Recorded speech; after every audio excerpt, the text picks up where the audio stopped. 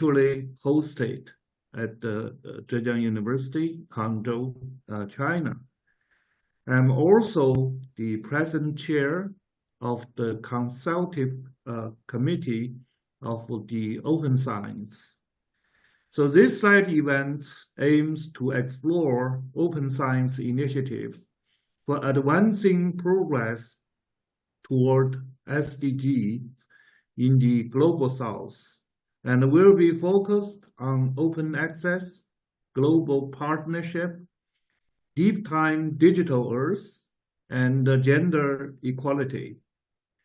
We believe that by highlighting the value of open science practices, we can significantly contribute to SDG 1, which is no poverty, and SDG 2, it's zero hunger, and through the cooperation on biosphere and energetics, also contribute to SDG 17 partnership for the goals through programs such as DDE and multi-stakeholder activities.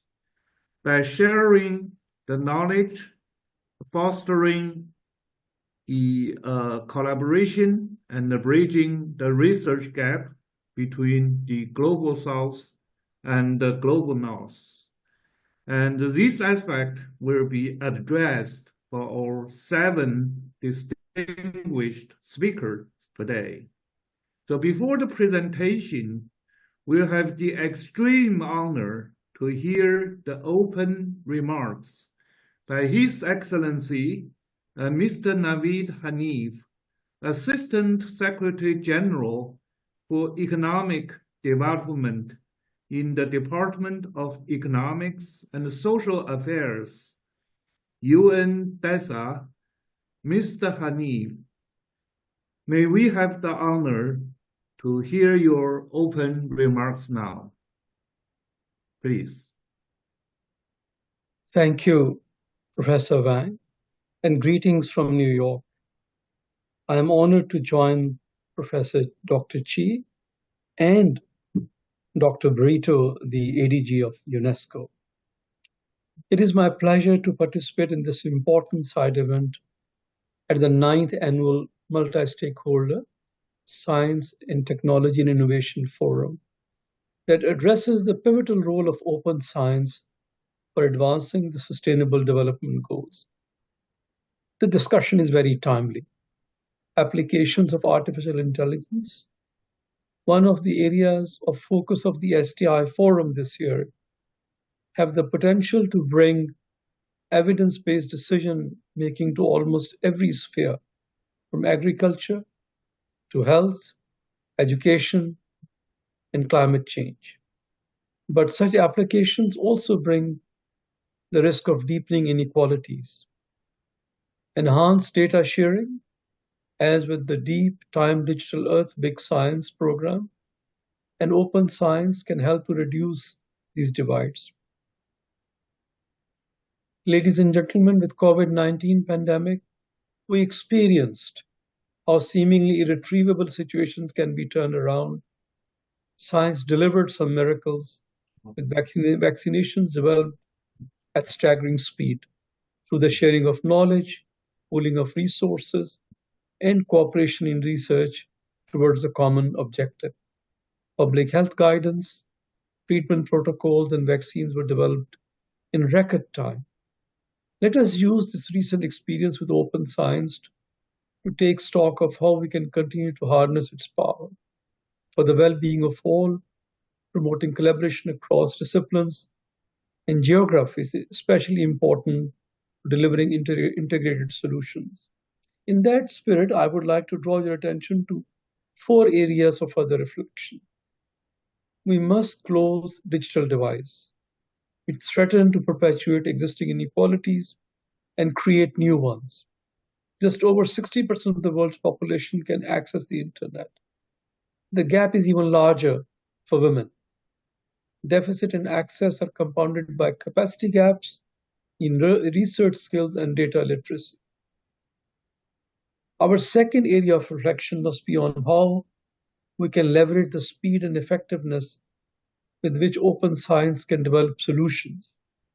Can we adopt the same mission-driven sense of urgency and focused funding that we saw with COVID-19 to deal with challenges like climate change?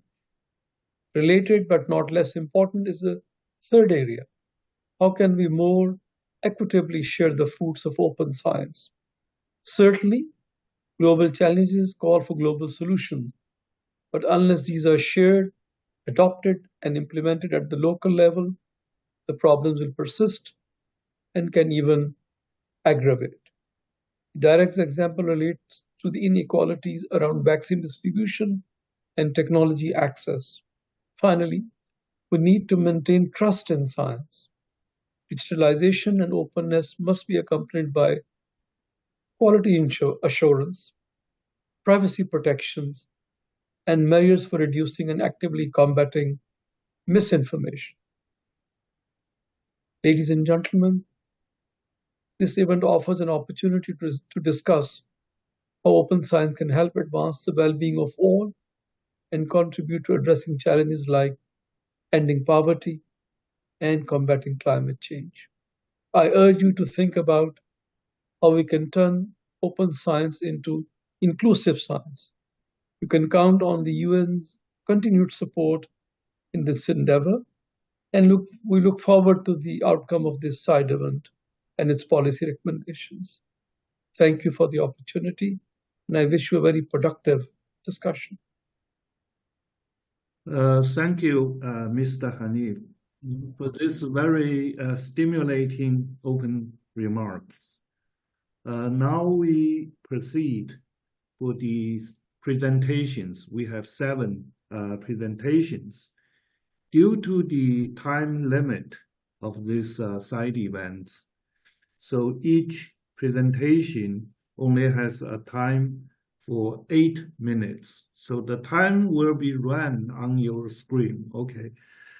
So our first speaker, Her Excellency, is Lydia Arthur Bristow, the UNESCO Assistant Director General for the natural science. Lydia engaged an active and pivotal role on advancing open science, and she will bring us to the state of art of this campaign. Lydia, the floor is yours.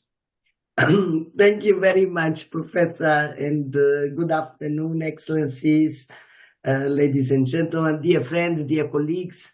It's a great honor to be with you today and to share with you some ideas. So I'm going to start my presentation, and so as mentioned, I will speak about how can we leverage open science for sustainable development, in particular in the global south, because both of you, Professor Yang, and also our UNDESA colleague mentioned the inequalities that we face in the science systems and the STI ecosystems around the world. And indeed, UNESCO believes that embracing open science is a way of stopping some of the inequalities that we face in our STI systems, in particular when we talk about systems for sustainable development. And without going into a lot of detail, but we know that we need the science to be more connected to societal needs and also being more accessible to all. We also need to guarantee that there are bridges that use STI to connect countries and to bring the solutions to the world, the solutions that we need for the global challenges. We also know that in order to achieve the SDGs, we need science. But we need the type of science that is efficient, that is equitable, that is transparent, and is collaborative. So it's not only on the scientific society, community, but also how can we bring society together? And as was discussed, how can we make sure that everybody trusts science to take decisions when we face and look for solutions to the challenges we have. And also, it's a human right. It's a human right to produce science, to produce scientific knowledge, to participate in the scientific endeavor. But at the same time, it's also a human right to assess science so that we can have the best of science to address our issues. And that's why UNESCO recommendation on open science came about in 2021 after 2 years of, global consultations. And the first reason why UNESCO said we need a recommendation on open science, because of course, in the scientific community, the issue of opening the science systems was already there for decades. But the truth is we needed an international policy and action framework that could make the efforts coming together. And also we needed a common definition of open science, shared set of values and principles, because that would unite us around the recommendation. And we are very happy and very grateful to our member states by approving the recommendation of UNESCO on open science. And what this recommendation does is really setting global standards for open science. It's the first international normative instrument. It contains an agreed definition of open science, and it also spells out the important core values and guiding principles that will allow us to embrace open science. It also addresses the needs, the responsibilities, and the space for action of multi-actors and stakeholders. It also brings forward actions at different levels and proposes innovative approaches for open science at different stages of the scientific cycle. And maybe very importantly, it calls for a comprehensive open science monitoring framework, and that's what UNESCO is doing. And what is really open science? Because many times we speak about open data, open information, but open science is bigger than that. It indeed makes scientific knowledge openly available, accessible, reviewable for everyone. It increases scientific collaborations and sharing of information for the benefits of science and of society, but it also opens the processes of scientific knowledge creation and also the evaluation, the way we communicate science that really, really comes to societal actors, much out of the conventional scientific community. It also talks about sharing infrastructure, scientific infrastructure. It's also about dialogue among different knowledge systems. So it really mobilizes all the potential of the multi-stakeholder approach that the open science recommendation has, because it really brings, the different knowledge systems together. It brings all the societal actors together, and it really makes sure that the science that we are producing is linked to development. And the recommendation, of course, is then grounded in very clear ways of how can member states guarantee that they have the capacity and the tools to implement open science in their STI ecosystems. And so we developed a set of priority areas and actions where member states can have an important action and responsibility. And really what we are talking about is this shift in the culture of science that is guided by these common values and guiding principles. And one is going from competition to cooperation. So instead of STI systems competing with each other, they should cooperate with each other. It takes the idea that science is a product, a commodity, by understanding that science is indeed a process, and the process that needs to be open and inclusive.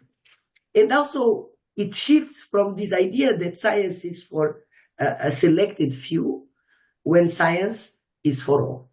And I think that shift really, it's very important, because when we look at the numbers, we see that we are very unequal in the capacity to produce the knowledge we need to face the challenges of sustainable development. So this shift of the culture of science, it needs indeed practical actions.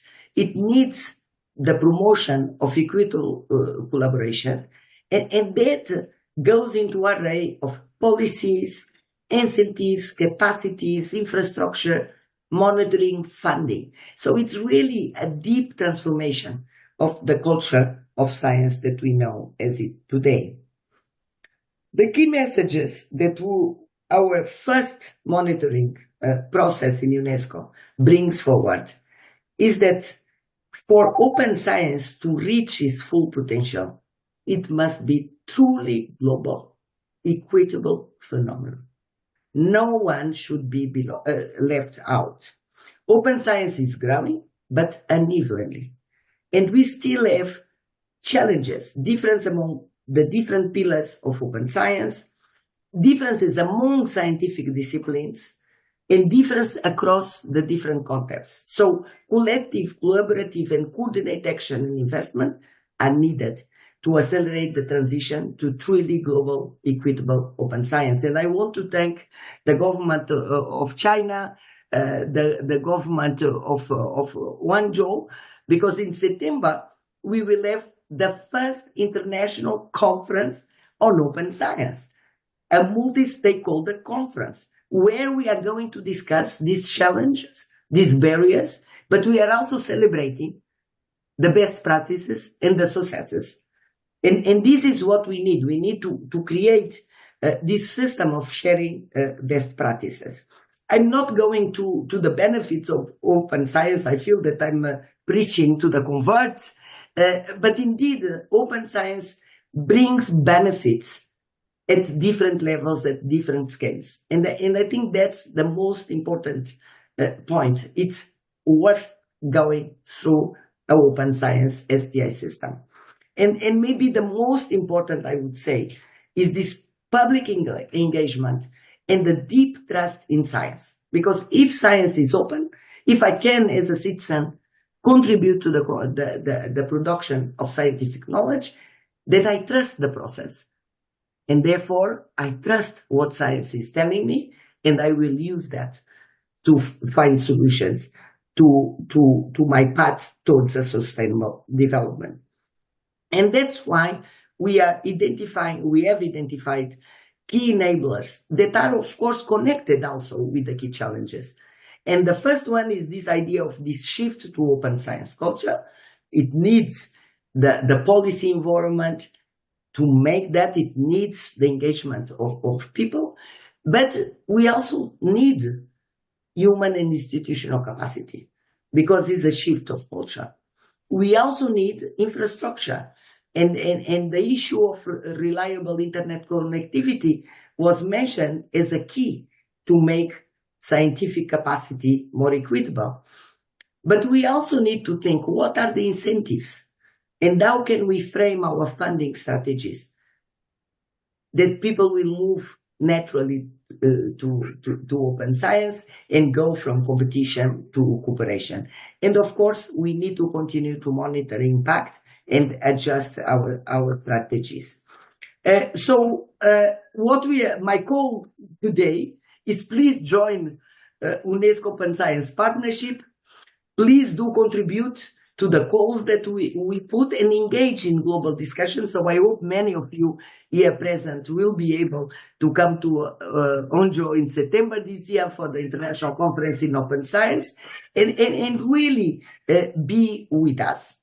And we have developed a set of what we call the Open Science Kit that really gives standards and guidance for the implementation of the recommendation. And really, we have systems how to strengthen partnership and networking.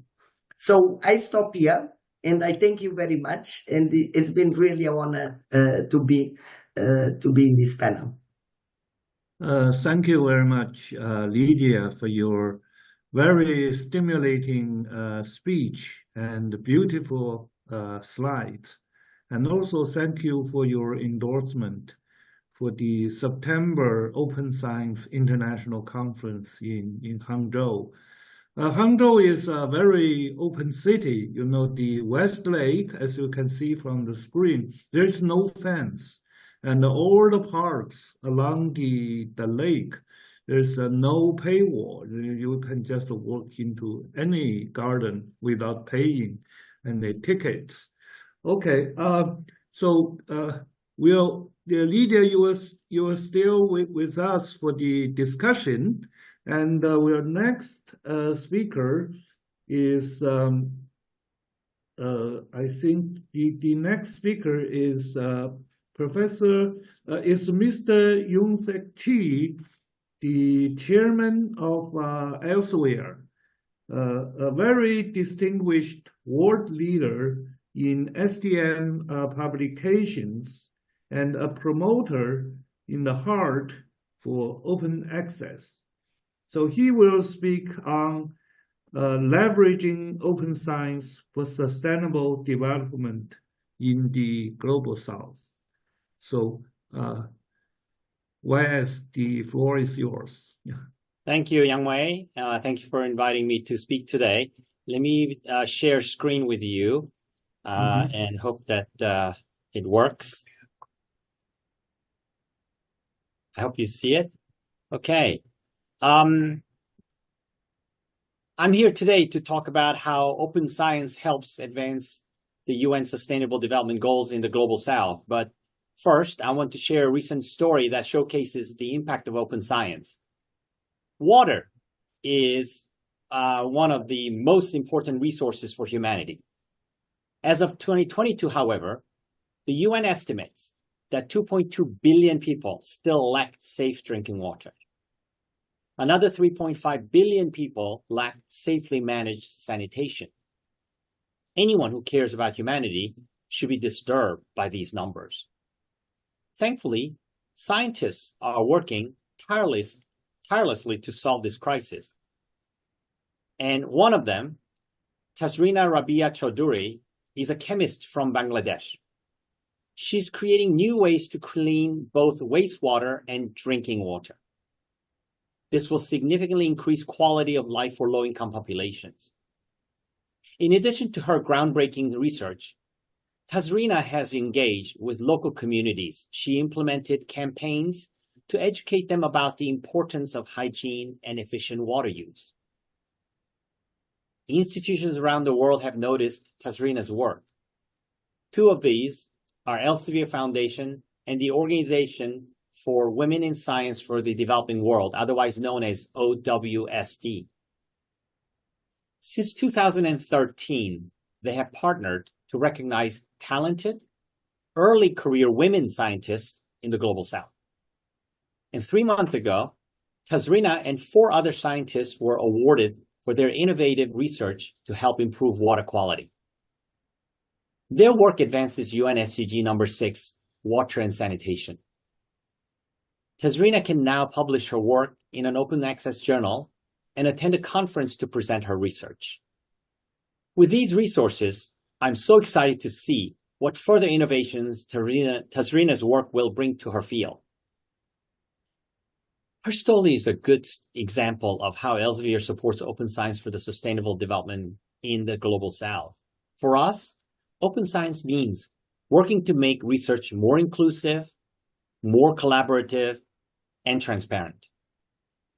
It consists of several important components, including open access, open data and reproducibility, open indicators, and responsible research evaluation, as well as open tools, software, and facilities. The journal Tazrina can now publish in offers structured, transparent, and accessible and repeatable step-by-step protocols. Hopefully, this encourages more scientists in the Global South to produce research that follows open science standards. Tazrina's story also highlights what I believe is most important. We need to center and uplift the communities necessary to achieving sustainable developments in the Global South. Using open science to achieve the SDGs in Global South is now more important than ever before. One reason is that authors are increasingly from Global South. According to Scopus data, last year, 52% of all the authors on scientific articles were in low and middle income countries. Effective research will require authors from all over the globe to use the principles of open science. Another factor which makes open science especially important to the Global South is climate change. Countries in this region will face the worst effects of climate change. It's critical that researchers have the tools and support they need to find innovative solutions to these problems. And the best way to do this is by leveraging open science. Thankfully, Elsevier has been working for years to support open science initiatives in this region. Most of our 2,900 plus journals enable open access publishing. And last year, publishing fees for 50% of all Global South papers were waived. And through Research for Life, we provide researchers in over 120 low and middle income countries with free or discounted reading and publishing. We hope that these tools will help scientists in the Global South advance the SDG for the benefit of society. However, there's no one-size-fits-all approach to spreading open science in the Global South. Each country has its own unique context that must be considered when making solutions. One of the most relevant global challenges today is inequality. It has many forms, like gender, ethnicity, or region. This inequality tends to affect the South more than the North. Elsevier aims to drive inclusion, diversity, and equity in research, and healthcare as well, and thereby combat these inequalities. As of last year, all of our journals have added self-reported gender, race, and ethnicity data. We're also continuing to improve gender diversity on our editorial boards, which currently stand at 30%. These measures have allowed us to implement targeted initiatives that address root causes. And our partnership with OWSD is one such example. It lets us obtain insights from and support women in the Global South who are working the hardest to achieve sustainable development, like Tazrina. Of course, there's more we can do. We don't have all the answers, and problems persist. Conversations like today's are an excellent step in the right direction, and we need to collaborate to support sustainable development in the Global South, both with each other and with researchers everywhere. So thank you, and I look forward to today's other presentation and to answering your questions. Thank you, Wes. I think your speech depicts a very clear picture of what Elsevier is doing, promoting open science and also the gender equality, and also how to promote the SDG of the United Nations. We'll have a discussion after the next speakers. So our third speaker is Dr. Jian Wang, and he is the president of Zhejiang Lab and the founder of AliCloud, and one of the initiators of DDE, Deep Time Digital Earth. And Jian Wang is a very legendary name. That is how to transform from a teacher of psychology to the top leader of IT. So Dr. Wang will be talking about something related with DDE and maybe the upcoming Open Science conference in Hangzhou. Please.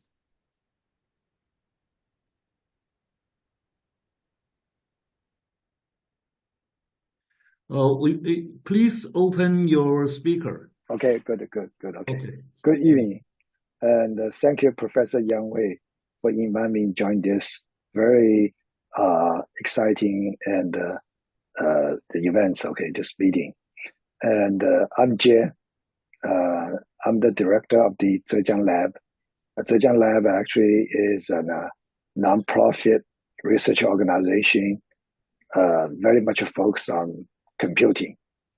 And one of the things that in my career is that I understand how science is important for the development of the society. But the open science initiative, the layout and foundation for what's the science goes next.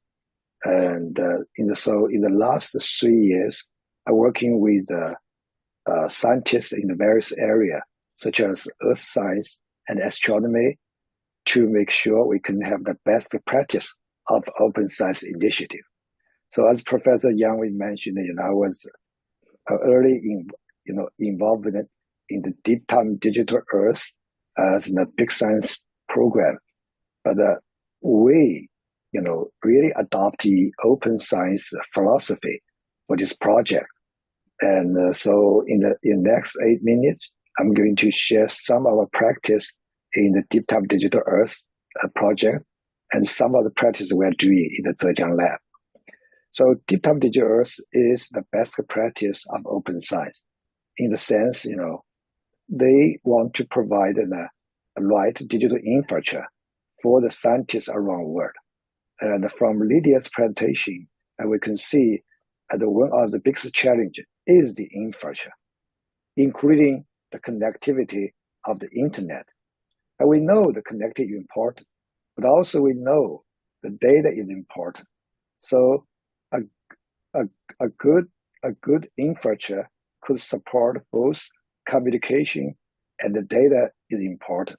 And we are very lucky, actually, the technology advancement give us this access to that. But we want to make sure that the scientists around the world could have the open access and equal access to these results. So my experience with the DDE and really convinced me an open infrastructure for the scientists around the world is very important for us to adopt an open science philosophy. And I also can see the enthusiasm, from the scientists around the world. They are pretty much very looking forward to such infrastructure. So one of the things that I'm going to do that in the Zhejiang Lab is really to provide the right infrastructure to solve the challenge they have today. And the second practice we're doing is really how to work with the scientists to adopt the open science philosophy. So I think the open science certainly is not just an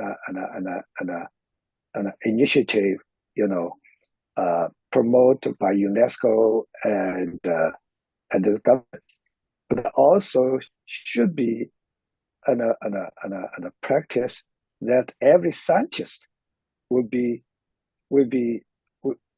doing their work on a daily basis. Okay, so my experience working with the scientists is a very unique experience for me, particularly in the area in the astronomy. So in the area of astronomy, and people sharing the data, they sharing the results, and in a very open environment. So we at the Zhejiang Lab, and even though we are the lab to build the computing infrastructure, but we do become the hub for the astronomists, come to the lab, doing their research, sharing their results at the Zhejiang Lab. And I'm very excited to let you know, a week from now, we're going to have around 500 scientists in the astronomical area to come to the Hangzhou and talking about their research result based on the practice of open science, the initiative. So from these two examples, both in the earth science and astronomy, I really get I really get more a lot of encouragement to build a right digital infrastructure to promote the open science. And the other thing that I feel very encouraged during this practice is to working with the young scientists. Okay, and I want to particularly emphasize an open science philosophy is even more important for the youngest, particularly in that early career. And by sharing the right infrastructure and the data and the more open access to the research result, and this is particularly important for the young scientists. So we actually working with different organizations to see whether we can do something that's specifically for the young scientists. So I'm organizing some of the program to see whether we can develop some program under the umbrella of open science to make sure that young scientists around the world could be particularly benefit from the infrastructure I mentioned before in the area of earth science and astronomy. And the last but not the least, as Professor Yang Wei said, we're very excited to see the events in the September that we can have in the Global Open Science Conference in the Hangzhou. This is actually a contribution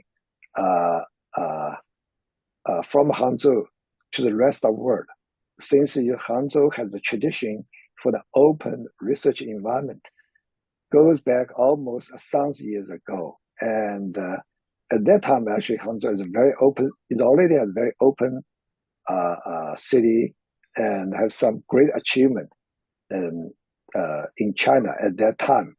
One of the achievements at that time, probably most of people know, is actually the printer technology was invented in Hangzhou at that time in China. So I'm very proud of that.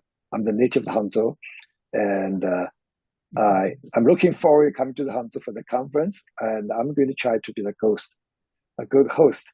And again, thank you for giving me this opportunity, and thank you.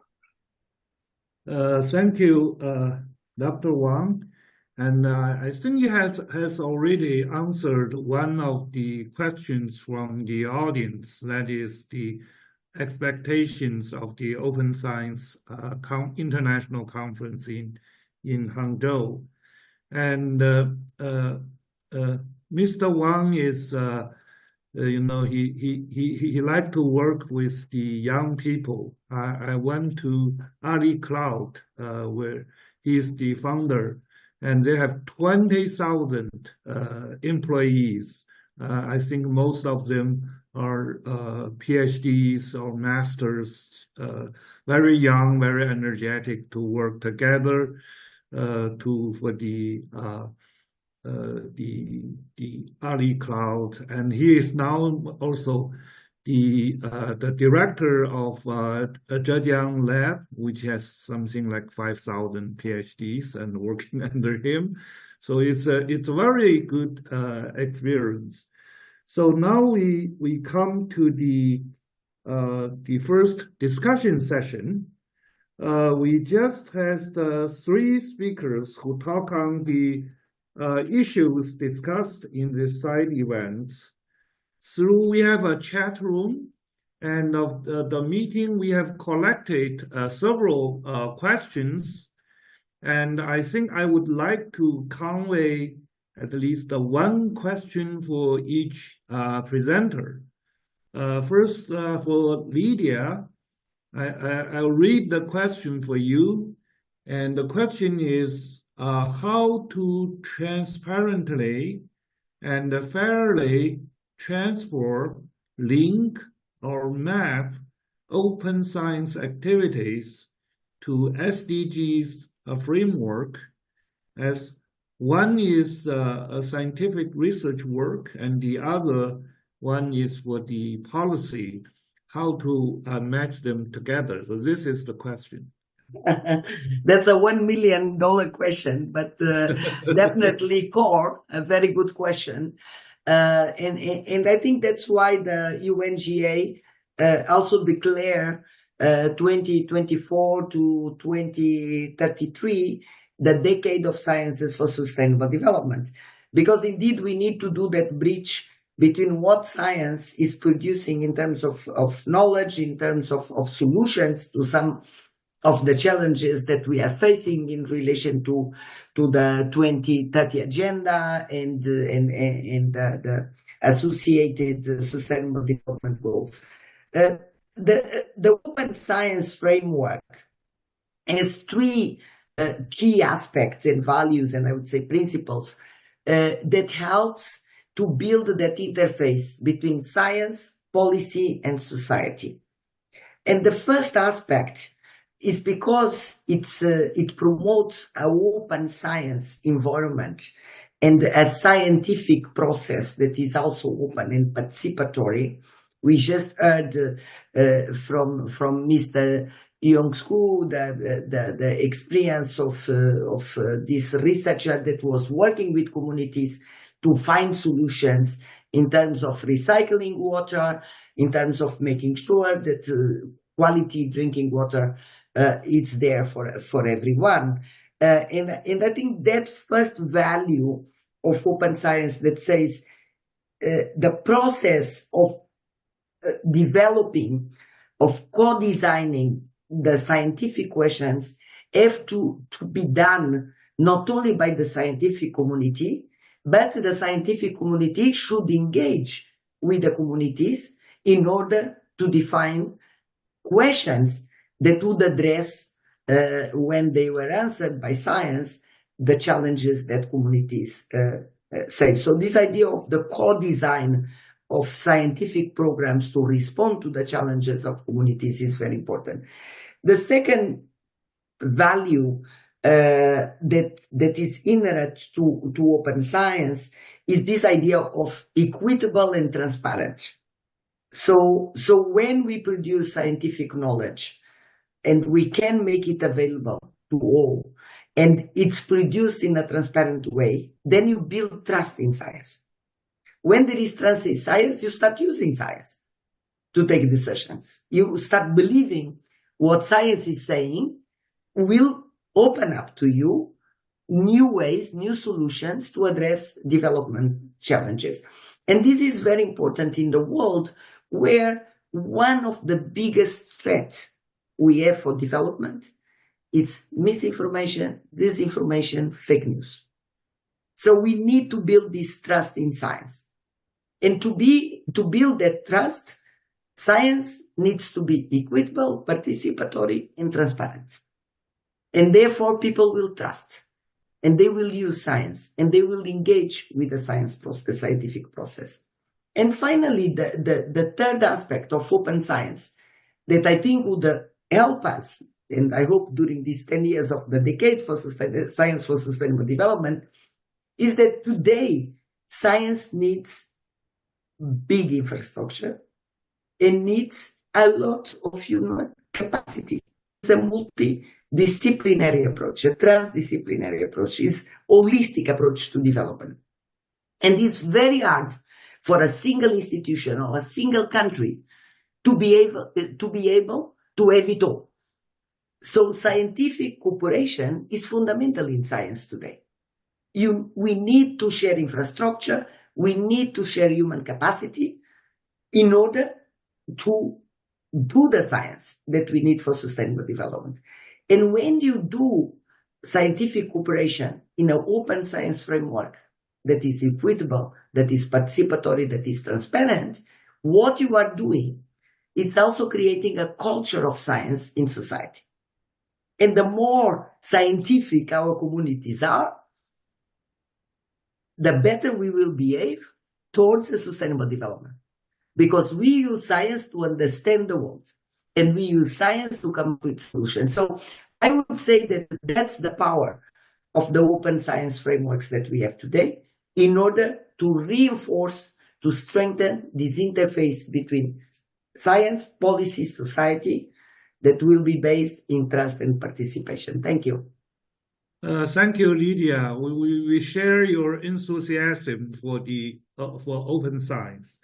Our question for Mr. Chi is as for the poor or bad infrastructure conditions in the southern world, how to first conquer the common problems like language, network infrastructure, education course, training guide, toolkit, and then make more southern people know and use the data in a fair way.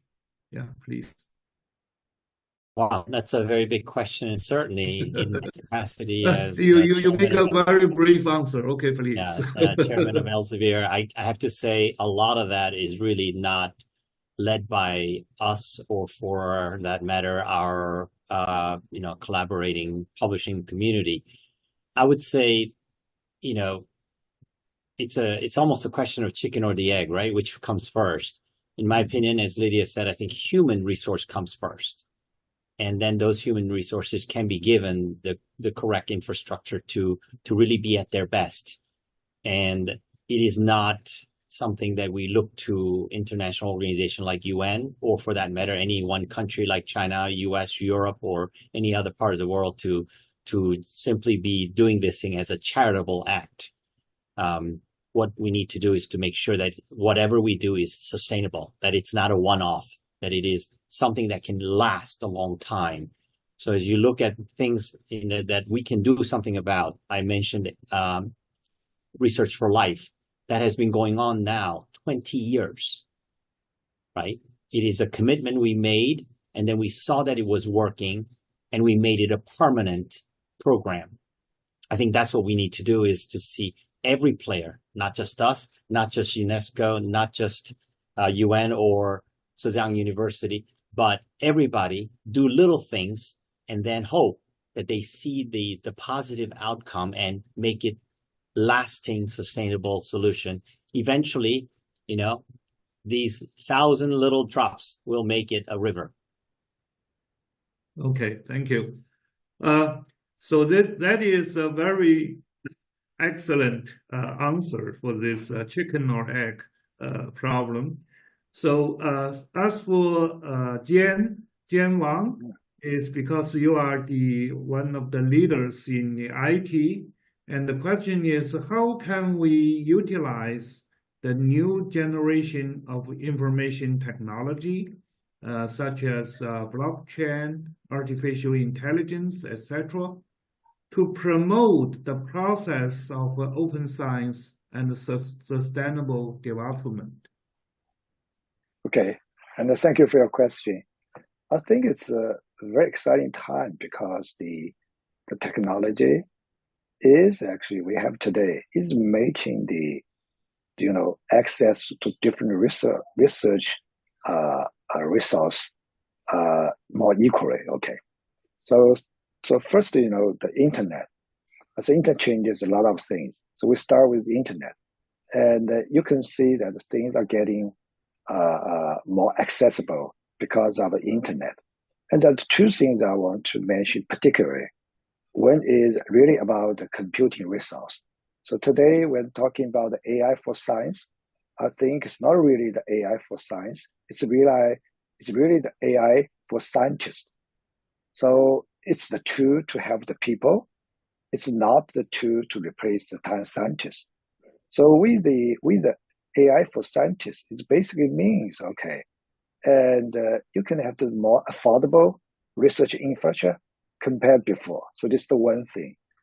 The other thing is really about the data. And I think data sharing, I think, is getting more important, and it can change the paradigm of the research. It's more than just a data-driven.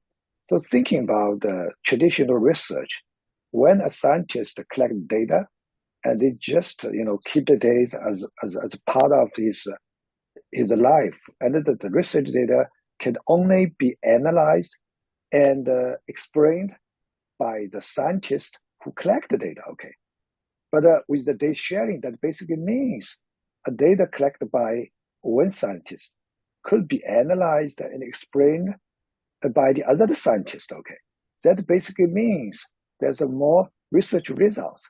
And thinking about, you know, when the data can be explained and used by many scientists instead of just one scientist who actually collect the data.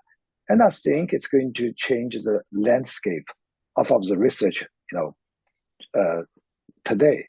So I would say, as the technologist, I really see, okay, and the new technology is going to give people a more equal access.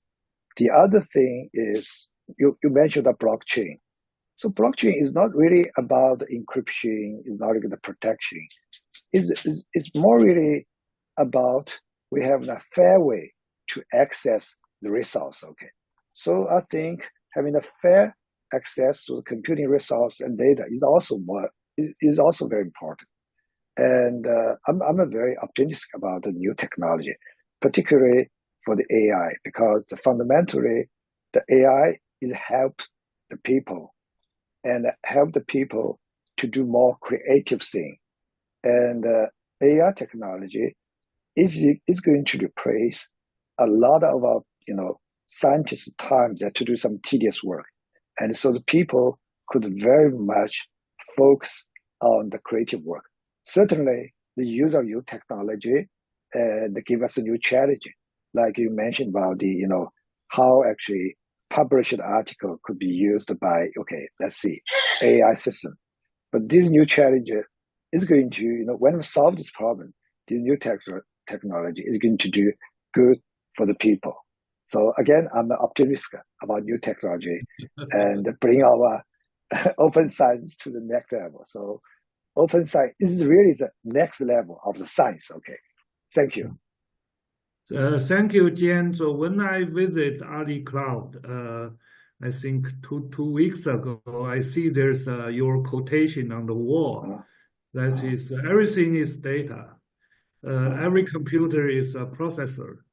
And the whole internet is a computer, something like that. Not very accurate. Okay, so that is the new thinking for everything. Now maybe AI is among your computer.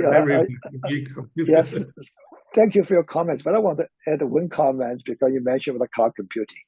So my definition of cloud computing is really about making the computing cheap, so everyone could use that, and make the computing pervasive, so anyone could access computing resource at anywhere. So it's not really a high-tech thing; it's really a low-tech, so everybody could access it. Okay? So my mission is to turn the high-tech to the low-tech. Okay, thank you. So I think thank you for everyone, because we have time to keep. And for this very excellent Q&A session, we now move to the second part of this side events. So our next speaker, he is already led on the screen, is Professor Muhammad Salim Al-Oini. My pronunciation, I don't know is correct. A very distinguished professor in KAUST, in Saudi Arabia, and I have one of my classmates is in KAUST, is Professor Brian Moran, and he is the representative from TWAS. We are used to be the treasurer, and TWAS is also the Academy for the Global South. Now, let us hear what Professor Al-Oini want to convey for this for the SDGs in the Global South, please. 8 minutes. Yes. Thank you very much, Professor Yang. Did you hear me? Yes, it's very clear. Thank you. Thank you very much. Thank you, Professor Yang, for this invitation, for this nice introduction. I will convey your regards to my colleague, Professor Brian Moran. We started together in KAUST 15 years ago. So I'm indeed here representing TWAS, the World Academy of Science, the Academy of Science of the Global South. And I would like to give my perspective on leveraging open science for sustainable development in the Global South. I am also a holder for UNESCO chair on education to connect the unconnected, and in a way, this will be kind of the main I would say, message I would like to convey as part of my talk. So, we all know the SDGs and these 17 noble goals that we are trying to achieve, hopefully by the end of this decade, or at least approach or kind of, let's say, improve or gets close to achieve these goals by the end of this decade. And I do believe that open science has a big role to play. What is the open science? Of course, it's about sharing research findings, data, methodologies, and this can help, I would say, not only researchers, policymakers, but actually the public worldwide, students at undergraduate, graduate level, even primary school and secondary school, access information. And this is regardless of their geographical location and financial resources. So I truly believe that open science can serve as a innovative solution for advancing these 17 noble SDGs that we're trying to achieve. And by doing so, we can promote sharing, inclusivity, and we can contribute to the prosperities of many of the Global South countries. And obviously, democratizing knowledge and sharing knowledge will allow these countries in the Global South to access and leverage the cutting-edge research and innovation and science being developed anywhere in the world to address their own specific development challenges and contribute back to SDGs. And by here, we talk about access to knowledge and innovation to, for example, help with SDG 3, good health and well-being, quality education and democratizing education through MOOCs, and remote education obviously is direct beneficiary of that. And of course, SDG 9 regarding industry and innovation infrastructure also can benefit from that. And of course, once we develop science and we can have innovation and entrepreneurship, we contribute to the SDG 8, which is economic growth, and we reduce inequalities. But one thing I would like to kind of now emphasize is that one very important underlying assumption when you talk about open science is global connectivity. And I think each one of you, the distinguished speakers that were ahead of me, kind of alluded in a way or another that connectivity is a must. And we tend to forget that we still have about 1/3 of the population, about 3 billion people, according to the latest ITU report, that are essentially unconnected. I mean, there are many reasons. There are, of course, social skills, people who don't know how to still use a computer or have a kind of ease at using computer, but also there is a capacity building infrastructure limitation, and in a nutshell, an affordability problem. It doesn't make much business sense to many of the network operators to essentially lay 100 or if not 1,000 kilometers of fiber optic to access these hard to reach remote areas or basically low income neighborhoods. So basically the digital divide or cognitive divide affect rural areas, affect hard to reach areas, but it does affect also low income neighborhood, low income regions, even in sometimes the most developed countries. And with that, there are implications. And I would like here to reemphasize that when we talk about connectivity and access, we are not only talking about access to information, access to papers. We are also talking about access to data, access to code or programming. Like when we do our research now, often a paper comes with some data set, or a paper comes with some programs that we can download. And as researcher, following on other researcher, having access to this data set or these programs can facilitate our work.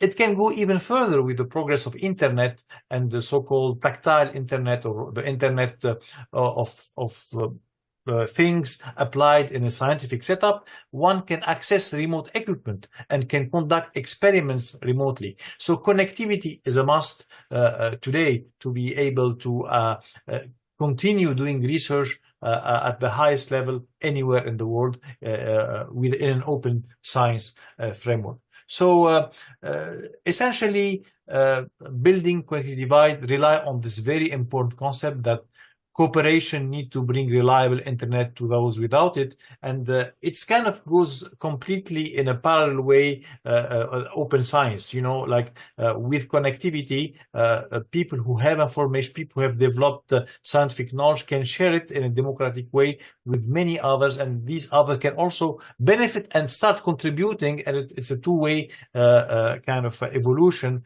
that can eventually contribute to the prosperity, of course, of the areas or countries that are maybe behind at this point, but eventually, if everyone contribute, we can see a global progress. So now maybe I would like to conclude with this little bit technical talk. How can we address this connectivity divide? There are many solutions out there, or people are pursuing different solutions, but one of the solutions that I would like to emphasize that a lot of the connectivity and I would say approach to solve this divide are going to come from the space or the near space. By space, we are talking about satellite.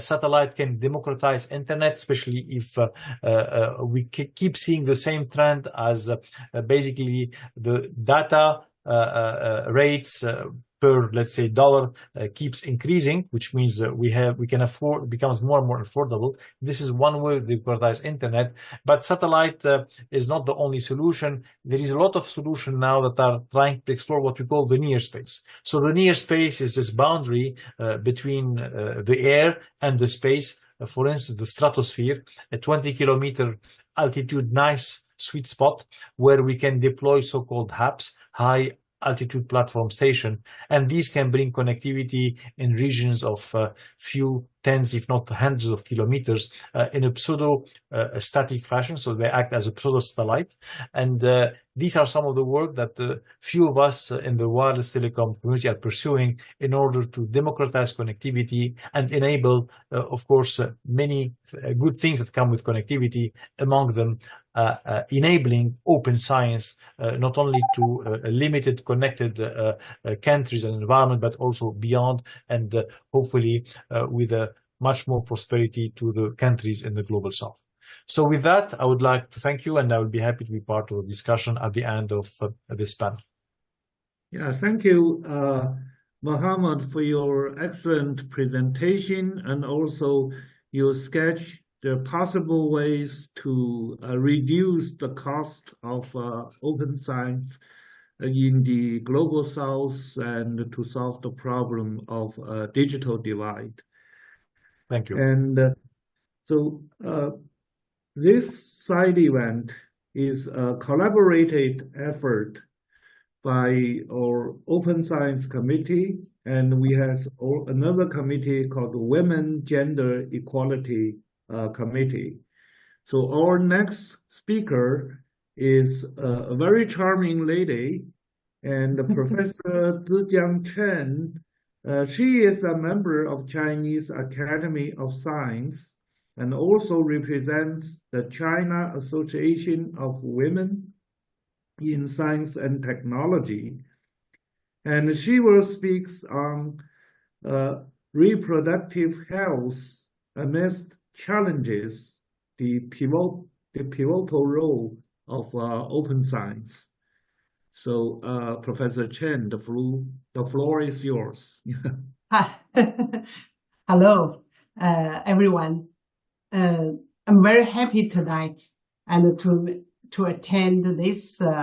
Actually, this is the first time I have a chance to know what's this STI forum for the topic of the open science. I'm Zijiang Chen from Shandong University in China. Actually, I'm a doctor and a physician scientist as well. I have dedicated myself to the field of reproductive health in general. So today, I would just like to discuss a little bit some issues in our field. So being an important part of public health and the service and the foundations for the sustainable human development, reproductive health play a vital role in the society.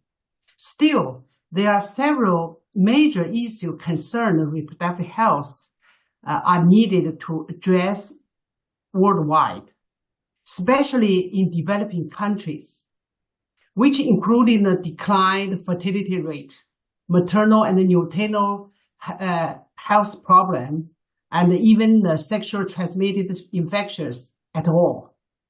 Open science, rooted in the principle of cooperation and sharing, is instrumental in addressing reproductive medicine challenge. For example, the declined fertility rate are growing globally challenge in Paris economic growth and the society stability. I think it's not only the problem issue in China, in Korea, in Japan, but we're expected to continue, this dropping,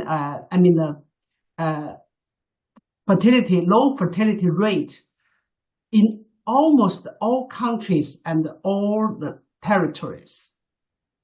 A recent report in the Lancet, we can see in the past about 70 years, the fertility rate had declined from 4.8 to the 2.2. This is the data calculated 2021 years. This is globally data.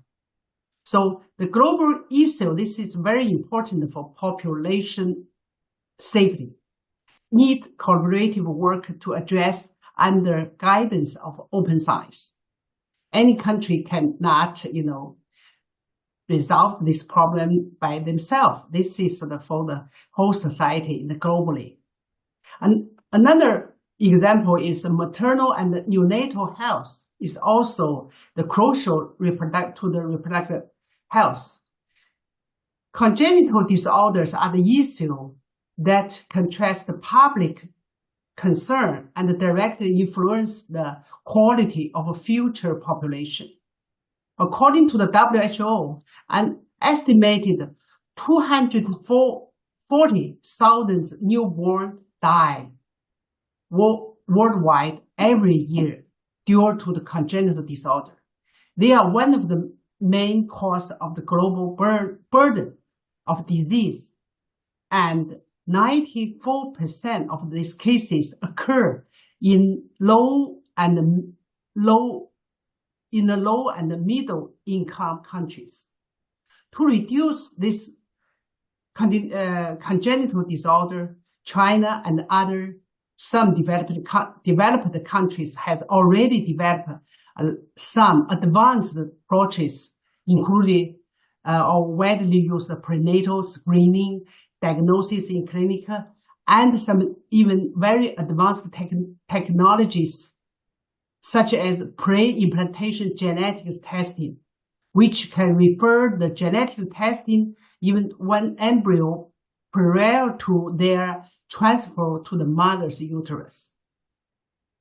So beside the congenital disorder, mother mortality is also the major issue in our field, in the reproductive health.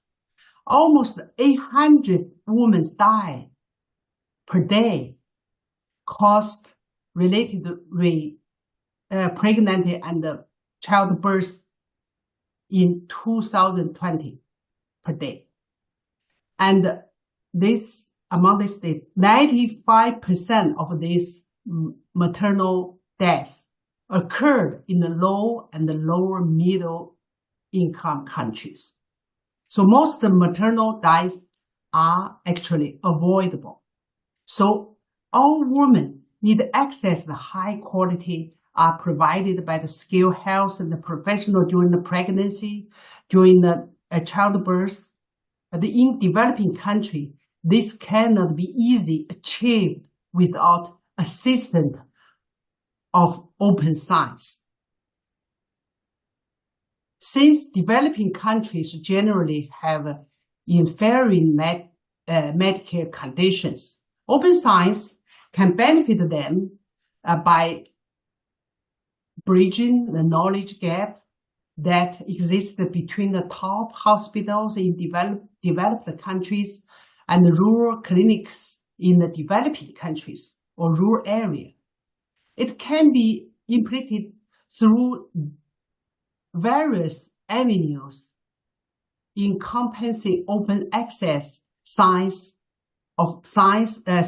publications, research data, education resource, alongside diverse forms of cooperation. Despite our leading positions in clinical scale and scientific research within the reproductive medicine field in China, but this is the fact, okay. We are very advanced reproductive technology used in China. So right now, the task lies in effectively communicating and coordinating our effort with global community. Disease lead to poverty, making improvement of global health essential not only for the individual well-being, but also for the economic and society progress. Leveraging education, internet, communication, and other channels, we can enhance our effort in promoting the health conditions. With the vast potential, China has a capacity to shoulder more responsibilities and play more important the role in open science-based health development. Additional work, I think the work by the international organization can also take the actions to the implement open science. The international, for example, the International Federal of Fertility Society, which is I work in this society. This is included at least 80 countries. In most of them is developing countries. So it's a long-standing global organization and is considered one of the world leading organizations in the field of reproductive health. As an envoy to the international organization of this federation, I'm working closely with my colleagues in the different countries and the WHO to enhance the reproductive health worldwide with a particular focus on the developing countries. So our mission of this federal is alleviate the financial hardshiping and improve the access to primary health care. We are provide technique input to the development of low-cost protocols in infertility treatment and promotion their implementation in the low and the middle income countries. Thank you. So the realization. Yeah, okay. I think time is, yeah, sorry. Okay, thank you. Almost done. I think I would like this is I also close my discussion. So I think this is a good chance to discuss with everyone about our healthcare problem. Thank you for attention. Yes, for your very vivid and issues concerning the productive health as is related with the UN SDGs, such as the no hunger and for the health of the people. So I think next we proceed for we have the pleasure to meet another open data facilitators and Springer Nature. And with us today is Dr. Niels Peter Thomas. And he is the managing director of books of Springer Nature. And Dr. Thomas will talk about the effort of Springer Nature for UN SDGs, how to facilitate the digital inclusiveness for the countries in the Global South through the creation of a book series on the target on the UN SDG. And his title is Can a Publisher Influence SDG and OA Content? A case study in book publishing. So, Dr. Niels, floor is yours. Thank you very much, Yang Wei, Professor Yang. It's really a great honor to be here again in this conference, and I'm really happy to speak here. So I have brought, as you have introduced, I've brought a small case study, and I want to look at the influence, if publishers have an influence in publishing more in SDG and in OA, and therefore I'm going to look into what we have done and then come to the conclusion if this has made any difference or not, and maybe this could be a good example for other publishers or for other facilitators. Before I start, let me go very quickly through to introduce the background of my case study, so to say. Springer Nature, being a very old and at the same time a very young book publishing company. The first books that we have published were in 1681, so we are doing book publishing for more than 300 years. And of course, the organization has evolved a lot. We haven't talked about SDGs a lot in the first 100 or 200 years of our existence, but now it's really a very important issue for us. And if you allow me, also very quick introduction about myself. I'm managing the books group and the books division within Springer Nature. I'm also very much engaged, or I try to be engaged in research about publishing, and this of course includes SDG and OA publishing. So for example, I am contributing as much as I can to the School of Publishing at Beijing Institute of Graphic Communication to support also the research about this topic. So in this capacity, I'm bringing you some news. So what's the exact question for today for me? So the exact question is, do we have any influence? So can we really, with our editorial efforts, can we make a difference, especially in the Global South, when it comes to the amount of SDG content that we publish in our book program, especially when we want to publish this content in open access to make really everyone in the world able to read it. So I'll introduce a little bit what we are doing in this area, and then let's see some results at the end. Now, we do this already for quite a few years. So I think it was 2019 when our editor-in-chief at that time of Springer Nature, Sir Philip Campbell, really made a very important statement where we said the themes of the UN Sustainable Development Goals are inspirational for us at Springer Nature.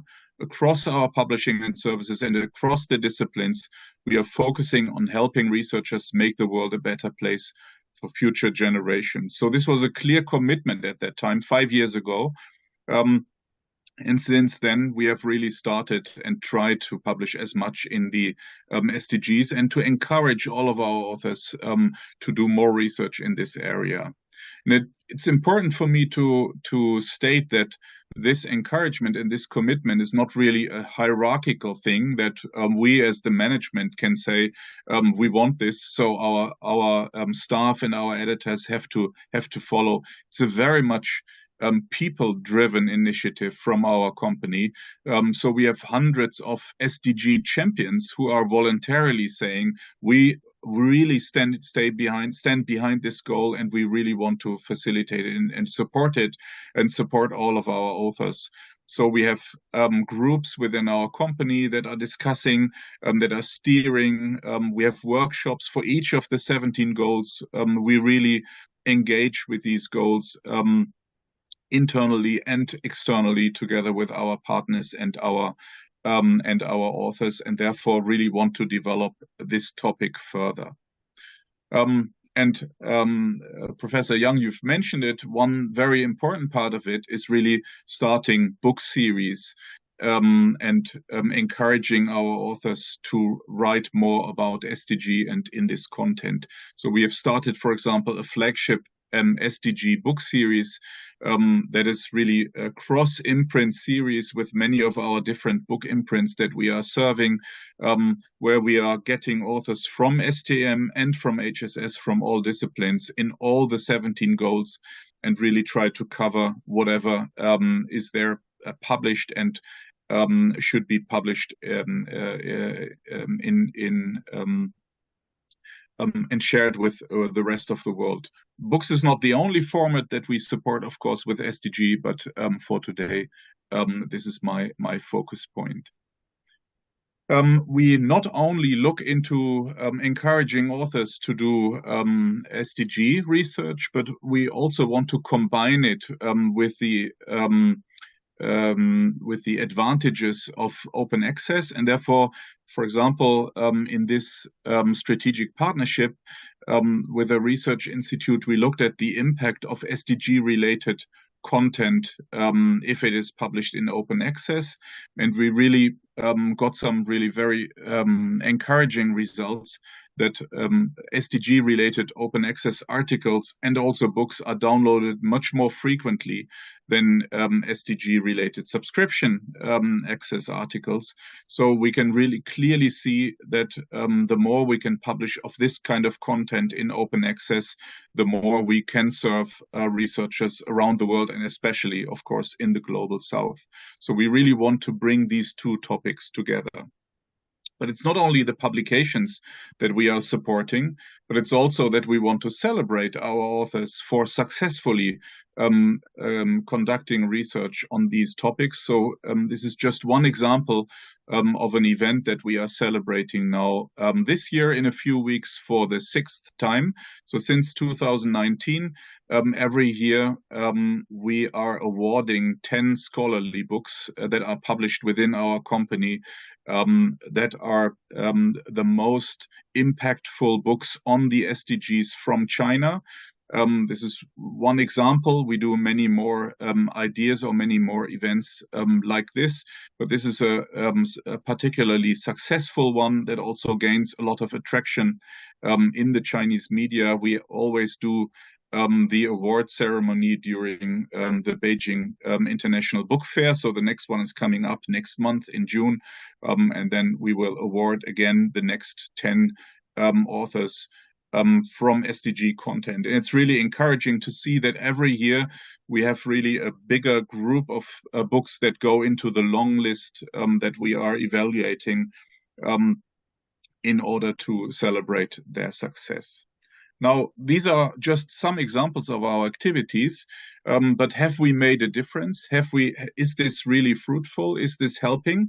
And I think we can, if we look at the figures from our publishing data, we can clearly say that this works out, and we can make a big difference in the publishing world, because from 2019 to 24, we've almost doubled our share of SDG-related books. So now we have more than 1/3 of all of our books that are published have a clear focus on at least one of the SDGs. Many of them have a focus on several of them. And what is even more encouraging, I think, is that more than 43% of our open access books, which is also a strong growing number of titles, has an SDG focus. So within open access books, we have an even higher share of SDG content. It makes a difference. If we encourage our authors, we can really show that we can publish more, and also encourage researchers to engage in exactly these topics. We are now increasing our efforts because of these successes. We'll continue with our encouragement and fostering SDG and OA and the combination of both. So we are really happy about this result, and I can only recommend this to any other publisher and to any other facilitator of science or science communication, that we do have an influence on the future outcome of the results in this area. So this is really, I think, for me, a good reason to continue with our efforts. Time is up. Thank you very much. So if anyone wants to continue to discuss this, happy to get in touch, and then we can continue the discussion. Thank you very much. Thank you, Niels. So we'll have a discussion after the next presentation. Yeah, and thank you very much. Now we come to our final speaker, Professor Min Li, a very beautiful and energetic lady.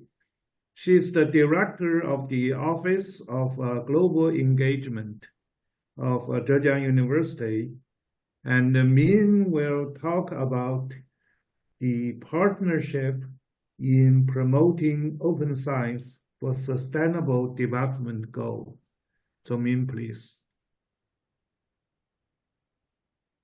Okay, thank you very much. Thank you for this great opportunity to join you. So, dear colleagues, okay, just a minute. Let me share my slides. Yeah. Okay, yeah. So thank you very much. It's a great pleasure to join you all today. And I think the previous speakers have explored how open science could promote sustainable development in different perspectives, from different perspectives. So in my role as director of the Global Engagement Office at Zhejiang University and also secretary of CCOS, I would like to share some thoughts on global partnership, especially the distinctive strength of higher education institutions in regard to this important topic. Okay. So as we are here talking about sustainable development, I think it's crucial to acknowledge the urgency underscored in the 2023 UN SDG report. So approximately half of the assessed targets are severely off track. So with over 30% showing no progress or even regressing. And the compound challenge of this climate change and also COVID-19 pandemic, as we already undergone, and also the persistent economic injustice have left many developing nations without the necessary means to pursue these goals. So this stagnation is not merely a setback, it is also a very profound systematic failure impacting primarily the developing countries and also their most vulnerable populations. So in response to this challenge, open science presents an effective strategy to mitigate the problems faced by the Global South and also promote progress towards SDGs. It can encompass open access to scientific knowledge across all disciplines, open access to research infrastructure, and also open collaboration among scientists worldwide, and also open dialogue between different knowledge systems. So open science aligns with UNESCO's founding mission for science and education to benefit all of humanity. So now it's not just scientific methodology. I think it is a comprehensive strategy aimed at democratizing knowledge and also fostering inclusive development, especially for those under-resourced areas in the Global South. As we have seen many countries launching significant initiatives that reflect the commitment to open science to promote sustainable development. So these efforts actually include investments in shared infrastructure, as well as direct funding. EU, for example, has spearheaded the European Open Science Cloud, which facilitates a trusted platform for researchers to store, manage, and share data. So promoting collaboration across borders. And similarly, in China, Chinese government has made great efforts in enhancing open infrastructure with FAST, F-A-S-T, so this being a flagship example. And FAST is the world's largest and the most sensitive single-dish radio telescope. And since its inauguration for global use in 2021, researchers from 15 countries have been granted the access to this state-of-the-art facility. So we think which actually fosters a collaborative environment that transcends geographical boundaries. And also, we see China is also actively enhancing support for sustainable development through direct funding mechanisms. One of the notable initiatives in this regard is called Sustainable Development International Cooperation Program by the National Natural Science Foundation of China.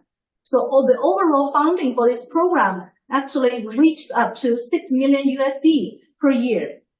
It funds research collaboration between Chinese scholars and also their international colleagues. So those particularly in the South, Global South in particular, in the areas of climate change, for example, carbon neutrality and biodiversity, to name a few. So at the institutional level, I think universities can act as crucial connection points, combining education, technology, and talent through strategic partnership to foster open science. So by collaboratively engaging with stakeholders from diverse sectors, including government, industry, non-governmental organizations, university actually can amplify the impact and contribute significantly to SDGs. So university partnership plays a bridging role between science and open science and SDGs in 4 key areas, I think. For example, open education resource, open scientific collaboration, shared infrastructure, and also open data. Now later, I would like to share some cases to elaborate on this. So the first is educational collaboration program between CAS and TWAS and UNESCO. And this scholarship initiative leverage a co-funding mechanism to support 40 doctoral students annually from developing countries to pursue their research and degree at 2 CAS-affiliated universities. So with a special emphasis on women and also applicants from LDCs, this program actively promotes diversity, inclusion, and also capacity building from the Global South. And the growing influence of this program is evident in its annual application increase of 16%, highlighting its impact on addressing the need for high-quality postgraduate education in the Global South. And also, Zhejiang University's chief is a good example of shared infrastructure. So this state-of-the-art design will allow samples to be exposed to acceleration forces of max 1,500 times Earth gravity. And a range of scientific research can benefit from this hypergravity experiment, including geology, biology, material, and also fluid sciences and physics. So CHIEF will be begin to operate next year, 2025, and will be open to the global scientific community. And together with this, our university will launch our first visiting scholar program, which aims to financially support scholars worldwide, especially from the LDCs. So we believe more access to unique facilities like CHIEF will enhance the Global South capacity to implement SDGs. Yeah, and next is an example of open data access. This where university can contribute significantly. We know during the early stage of COVID-19 pandemic, Fudan University in China researchers quickly sequenced the virus genome and shared it on the open access platform, which speeded up the development of vaccine dramatically and also enabled scientists worldwide to quickly begin diagnostic tests and also treatments. And this example of open data sharing not only accelerated the scientific community's response to this critical health crisis, but also underscored the value of transparency and also cooperation in addressing global challenges. So I would like to finish with a figure from Stockholm University. As we continue to navigate the challenge of sustainable development, the role of partnership, we think, in promoting open science remains increasingly pivotal. So by fostering international collaboration and promoting open science, we can accelerate progress towards SDGs and also create a more inclusive and sustainable future.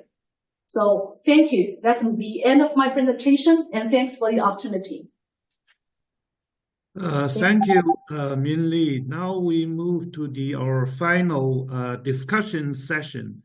So please, all the speakers will participate in this discussion. Will show up your screen. Professor Thomas. So show the vision of you. Thank you. So I'll convey the questions raised by the audience. So my first question is to Professor Min Li. So the question is, how do you comment on the progress of open science in China? Does it follow the pace of the whole world? Okay, so this is really a big question, the comment on the progress of China as a country. I think that China has been making great effort in promoting open science. So we know, as I know, Professor Wei Yang is the chair of CCOS, and also I'm the secretary. And this is a kind of organization actually try to work on open data, open access, and partnership in order to influence or have impact or influence the policy makers. And we believe that China has been catching up and also making big progress in promoting this through different perspectives. And we think later on, maybe in the years, that we will try to reach up to the same level as the rest of the world. Thank you. Thank you. So don't forget to mention we have a Open Science International Conference in September. Okay. Yes, that's in Hangzhou. So we would like to welcome all the guests to join us in September in Hangzhou. So the next question is for Muhammad. And you mentioned during your presentation that is the digital divide and the difficulties for the communicating for the open science can be partially resolved or reduced by 6G or 7G communications. So can you expand on that? Is it possible? How can you yeah. So I think when someone talk about 6G or 7G, what comes typically to our mind is how can we transmit at a higher rate? How can we lower the latency? How can we increase the IoT device connected in our smart building and smart homes? But I think COVID-19 showed that connectivity is becoming, I would say, a citizen right. It basically showed us that in a way also connectivity is a modern face of inequality between the people in a digital context who are able to work, produce, access information, those who basically are kind of deprived from all of these possibilities. So in this context, when we talk about 6G and 7G or the next generation of wireless communication system, many of us researchers in wireless communication, and I think also the ecosystem in general, realize that global connectivity, equal access, affordability is a target also as part of our KPIs. And we should not focus only on speed, latency, and the Olympic records that we used to pursue as part of the development previous generation.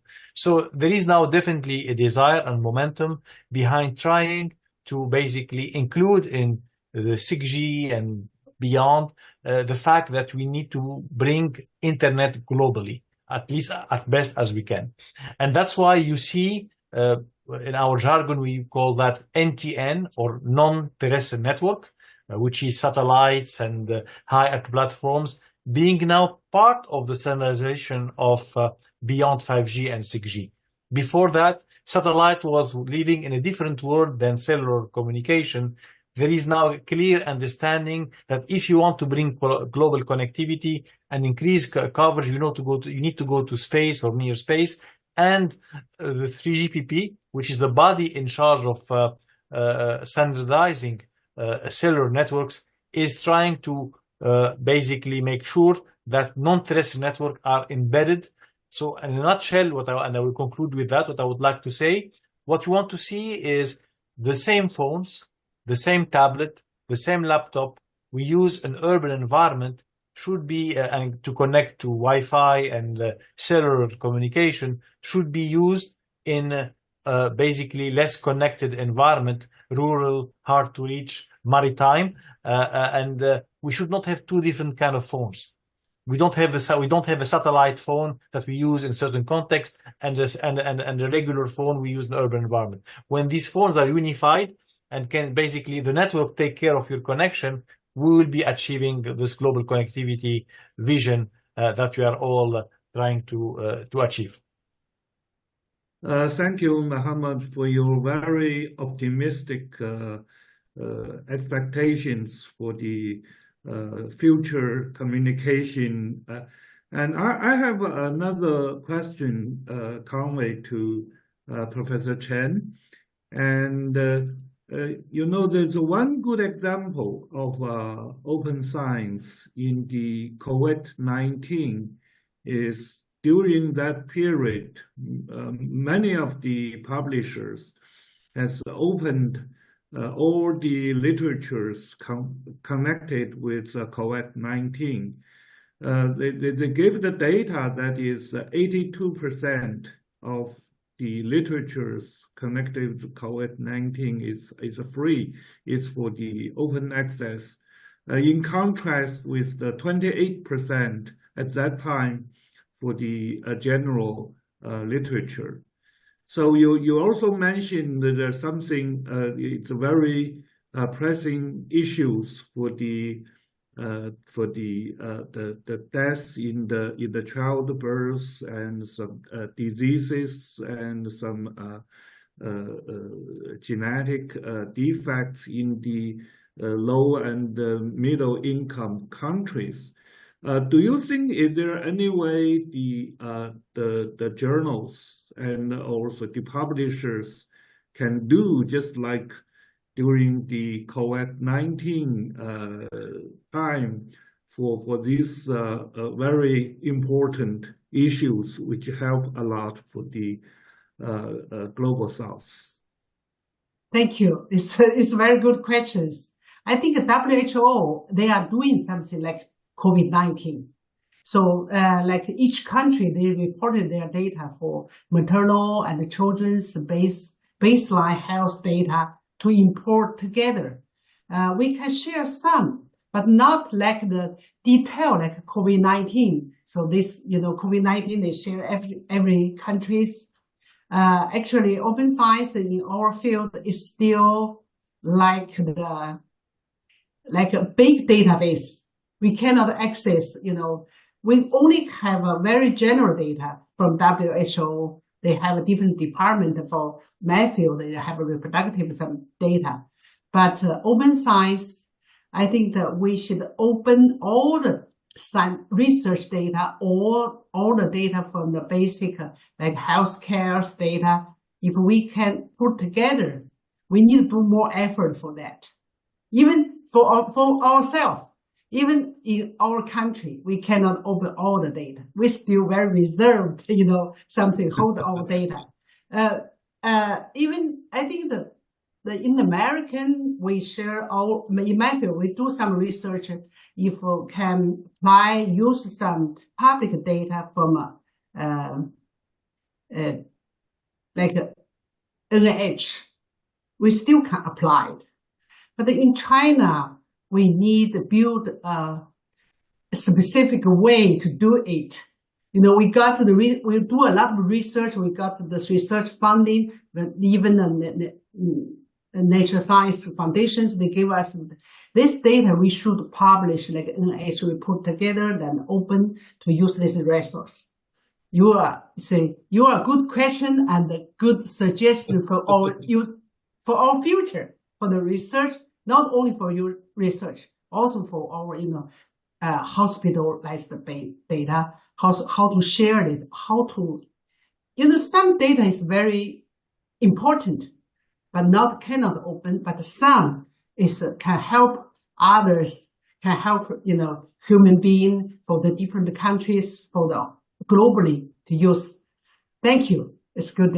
Yeah, it's good suggestion. We need to do more effort, more work for that. Yeah, open access for more. Yeah. Thank you, Professor Chen. Our next question is for Dr. Niels Peter Thomas.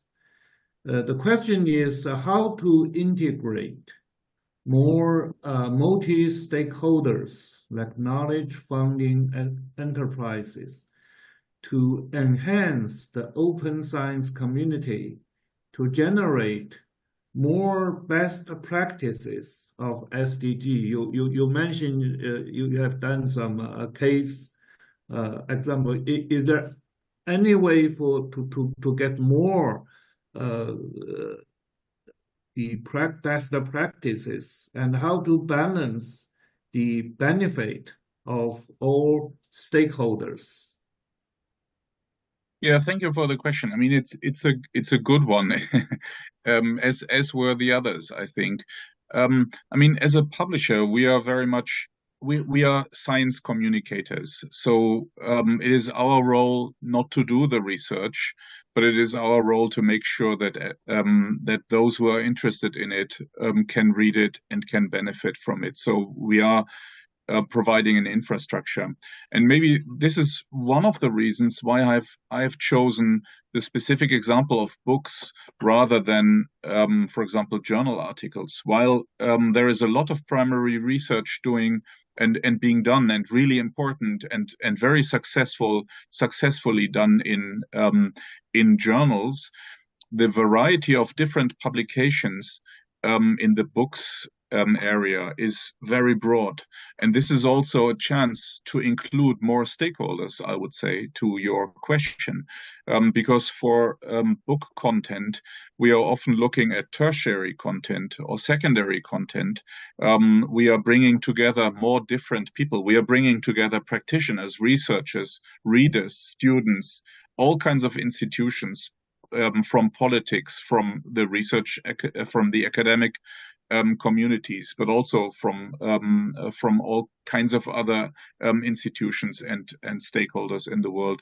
There is a big chance in it to really bring these people together and make sure that the books that are really important for the development of the world are published, for example, in open access, so that everyone can really access them, can read them. And we clearly know from our data that they are then used more and have a bigger impact on the real life on our planet. So there is a chance, particularly, I think, in book publishing, in bringing these different institutions together. And we are as a publisher, but I think this is the same for all other major publishers as well. We are very much prepared and willing to support here and facilitate that.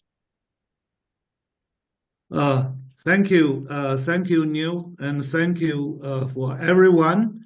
We have much more questions raised by the audience, but we were already more than half hour overdue with our time. We sincerely thank for 7 speakers for your excellent and insightful talks and your answering for the questions raised by the audience.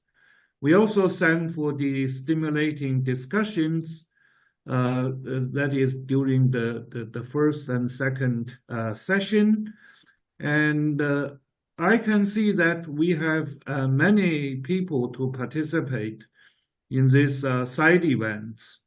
Open science now come to the center stage of global development of science, technology, and innovation. The countries in the global south should become more active in this area, and the economical, societal, and scientific development in the global south can be improved by UN SDGs, by open science, and by the emphasis on the gender equality. Let us work together for this endeavor. Thank everyone for the participation. on this side event. We will report a summary of these side events to the SDI forums. Now I have to announce that this side event is closed, and hope everyone enjoys a better world in the future. Thank you. Thank you. Thank Thank you. you very much. Thank you. Bye. Thank you very much. Bye. Bye-bye. Thank you. Bye-bye.